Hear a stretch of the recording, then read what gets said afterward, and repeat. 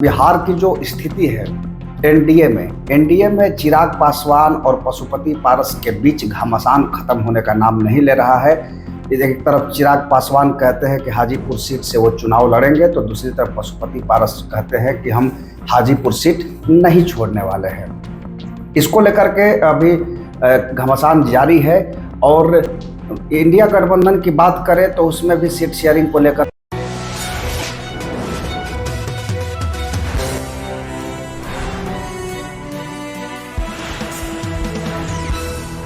नमस्कार, मैं दीपक विशाल और आप देख रहे हैं बिग न्यूज 9। देश में लोकसभा चुनाव के तारीखों का ऐलान हो चुका है और इलेक्शन कमीशन ने आज चुनाव के तारीखों की घोषणा कर दी है। आपको बता दें कि चुनाव 7 चरणों में होना है और इन 7 चरणों में ये चुनाव जो होगा वो पूरी तरह से सुरक्षा व्यवस्था और चाक चौबंद के साथ किया जाएगा। अभी चुनाव आयोग ने तमाम मुद्दों पर अपनी राय रखी है, अपनी बात कही है और इन तमाम घोषणाओं में ये चीज क्लियर कर दिया गया है कि जो चुनाव होगा वो बैलेट से नहीं होगा बल्कि ईवीएम से ही होगा और ईवीएम की जो सुरक्षा है वो कंप्लीट रूप से की जा रही है। तो जो 7 चरण का जो चुनाव है उसमें हम आपको बता दें कि सबसे जो पहला चरण है वो 19 अप्रैल को है, दूसरा 26 अप्रैल को है, तीसरा 7 मई, चौथा जो चरण है वो 13 मई को है, पांचवा चरण 20 मई को और छठा 25 मई को है और साथ ही साथ 7वां चरण जो है वो 1 जून को है और 4 जून को चुनाव की काउंटिंग कर ली जाएगी।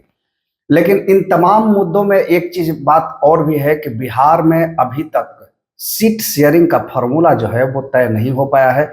लगातार एनडीए में घमासान चल रहा है, उधर महागठबंधन यानी इंडिया गठबंधन में भी सीट शेयरिंग को लेकर के बातें क्लियर नहीं हो पाई है।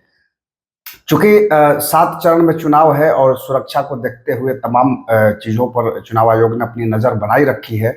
साथ ही साथ बिहार की जो स्थिति है एनडीए में चिराग पासवान और पशुपति पारस के बीच घमासान खत्म होने का नाम नहीं ले रहा है।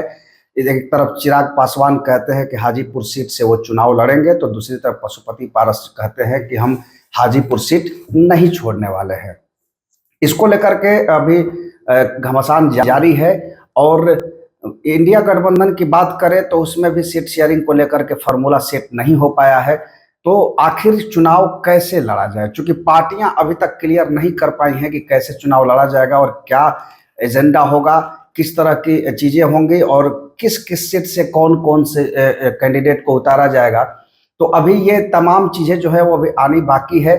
लेकिन चुनाव आयोग ने चुनाव की घोषणा कर दी है, आचार संहिता लागू हो चुका है और अप्रैल के महीने में यानी कि 19 अप्रैल से पहले चरण का चुनाव शुरू होगा और 7 चरण का जो 7वां चरण जो है वो 1 जून को होगा और चुनाव की जो काउंटिंग है वो 4 जून को की जाएगी।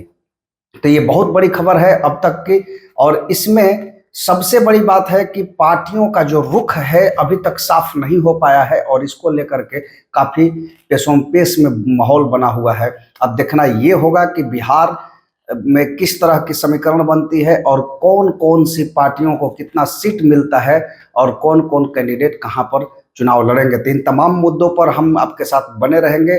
लोकसभा 2024 के चुनाव से संबंधित तमाम घटनाओं को हम लेकर के आते रहेंगे। आप बने रहे बिग न्यूज 9 के साथ, क्योंकि बिग न्यूज 9 पर सबसे सटीक और तेज रूप से बिहार की वो तमाम सीटों पर की खबरें, तमाम 2024 लोकसभा चुनाव की खबरें, अपडेट आपको मिलती रहेंगे और आप हमारे साथ जुड़े रहिए। अब तक आपने हमारे यूट्यूब चैनल पर को सब्सक्राइब नहीं किया है तो जल्दी से सब्सक्राइब कर ले और साथ ही साथ अगर आप ये खबर फेसबुक के माध्यम से देख रहे हैं तो फेसबुक पर हमारे पेज को फॉलो करें और ज़्यादा से ज़्यादा लोगों में शेयर करें ताकि चुनाव से संबंधित तमाम घटनाक्रमों का अपडेट आपको मिलते रहे।